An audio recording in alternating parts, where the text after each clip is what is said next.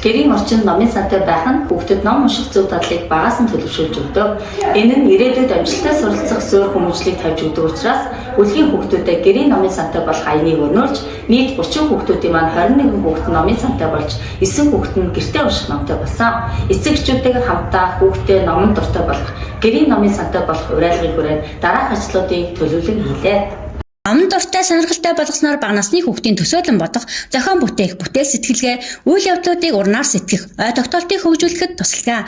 Бүлгийн багшийн боловсруулсан 50 гаруй цахим номын сангаас цахим ном унших боломжийг бүрдүүлэн сургамжид үлгэр өгүүлэг үзэж, өөрийн ойлгосон зүйдээ зурх барих наах зохион бүтээх үйл ажиллагааг тогтмол явуулж хэвсэн. Энэ хүүхдийн анхаарал төвлөрөл, юмс үзэгдлийн учир шалтгааныг ойлгох, тунгаах, ухаарах гэх мэт энгийн дадалд суралцж төлөвшөж байна. Манай бүлгийн нэг онцлог үйл ажиллагаа бол хүүхэд бүрийн төссөн өдрөөр багш болон найзууд нь ном бэлгэлж хэвсэн.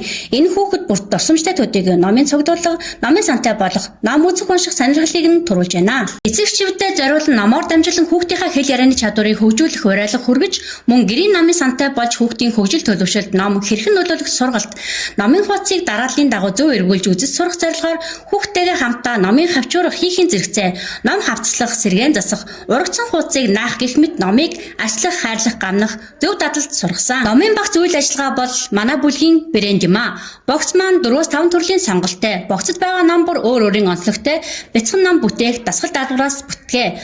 Богц аяснаар хүүхэд бүр нэг хичээлийн жил 4-5 төрлийн үлгэр өгүүлэлгийг бие даан ярих чадварт суралцсан. Хамтдаа ном унших, ярилцах нь гэр бүлийн уур амьсгалыг сайжруулж, хүүхдтэйгээ илүү ойр дотн харилцаа тогтооход тусалгаа. Бүлгийн багш сард 3 хүүхдийн гэрийн номын сангаар зочлоо. Аав ээжүүд өдөр бүр хүүхдтэйгээ хамт ном үзэж, үтсэн номынхаа талаар ярилцаж, үйл явдлыг зурх, барих, наах үйлдэл хийж цагийг үр бүтээлтэй өнгөрүүлж хэвссэн байна. Мөн үлгэрийн ном зохиолууд нь хүүхдэд зөв бурууг ялгаж, бусдыг ойлгох, хайрлах, хүндлэх зэрэг хүмүүжлийн үнэт зүйлсийг ойлгуулж өгдөг. Иймээс хүүхдэд зөв хэвшил дадал олгох, танин мэдхүн хөгжлийг нь дэмжих ном бэлгэлж хэвшээрэй. Тэ болон ангидаа үтсэн үлгэрийн ном цахим сургамжид үлгэр өгүүлгээр нь аахаа танин мэдхүн асуулт хариултын тэмцээнийг удирдах нэг удаа зохион байгуулдаг. Энэ хүүхдийн мэдлэгийн хүрээг тэлэх чухал ач холбогдолтой юм а. Бага насны хүүхдэд зориулсан гэрийн номын сан тэдний ирээдүйн боловсрол, хүмүүжил, сэтгэлгээний хөгжилд асар их нөлөө үзүүлдэг. Иймд эцэгчүүд хүүхдүүдэд зориулан насанд нь тохирсон сонирхолтой зураг дүрслэл сайтай номоор номын сан бүрдүүлж, ном унших дадлыг өдөр тутмын амьдралын нэг хэсэг болгоорой.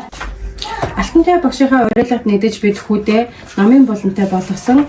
Ингэснээр хүмүүн чөлөө цагаараа зураг зурах, зурлага бичих, ном унших, үнснээ ойлгосон зүйлээ бусдад ярих гэх үйлдэл маш сайн суралцаад байна. Бид хүүдээ утас тоглуулахаас илүүтэйгээр номын болонд нь цаг өнгөрүүлэхийг маш их хичээдэг болсон.